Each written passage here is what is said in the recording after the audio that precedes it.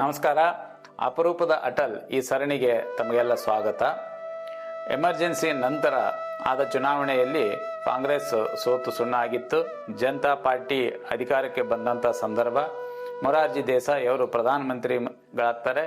ಮತ್ತೆ ಅಟಲ್ ಜಿ ಆವಾಗ ವಿದೇಶಾಂಗ ಮಂತ್ರಿ ಆಗ್ತಾರೆ. ವಿದೇಶಾಂಗ ಖಾತೆಯನ್ನು ತಗೊಂಡ ಮೇಲೆ ಮೊದಲ ಬಾರಿಗೆ ವಿದೇಶಾಂಗ ಸಚಿವಾಲಯಕ್ಕೆ ಭೇಟಿ ನೀಡಿದಾಗ ಅಲ್ಲಿ ಸಚಿವಾಲಯದಲ್ಲಿ ಗೋಡೆ ಮೇಲೆ ಮೊದಲು ಇರುತ್ತಂತ ಭಾವಚಿತ್ರ, ನೆಹರೂಜಿಯವರ ಭಾವಚಿತ್ರ ಅಲ್ಲಿ ಇರೋದಿಲ್ಲ.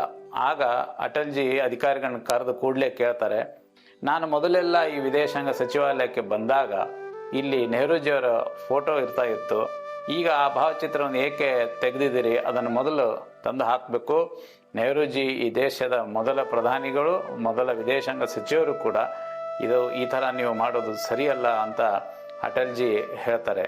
ಅಟಲ್ ಜಿ ಅಧಿಕಾರಿಗಳಿಗೆ ಹೇಳ್ತಾರೆ, ನನ್ನ ವಿರೋಧ ಏನಿದ್ರೂ ಕೂಡ ಸಿದ್ಧಾಂತಕ್ಕೆ ಹೊರತಾಗಿ ವ್ಯಕ್ತಿಗಳಿಗೆ ನಾನು ಎಂದು ವಿರೋಧ ಮಾಡೋದಿಲ್ಲ ಅನ್ನುವಂತಹ ವಿಚಾರವನ್ನು ಅಧಿಕಾರಿಗಳಿಗೆ ತಿಳಿಸ್ತಾರೆ. ಆ ಜಾಗದಲ್ಲಿ ಅಟಲ್ ಜಿ ಬದಲಾಗಿ ಮತ್ತಾರೋ ಇದ್ದಿದ್ರೆ ಏನಾಗ್ತಿತ್ತು ಗೊತ್ತಿಲ್ಲ. ಆದರೆ ಇಂತಹ ಅಪರೂಪದ ವ್ಯಕ್ತಿತ್ವವನ್ನು ಹೊಂದಿದಂತಹ ಅಟಲ್ ಜಿ ಅವರ ಜೀವನದಲ್ಲಿಯ ಮತ್ತೊಂದು ಪ್ರೇರಣಾದಾಯಿ ಘಟನೆಯೊಂದಿಗೆ ಮತ್ತೆ ನಾಳೆ ತಮ್ಮ ಮುಂದೆ ಬರ್ತೇನೆ. ಅಲ್ಲಿವರೆಗೆ ನಮಸ್ಕಾರ.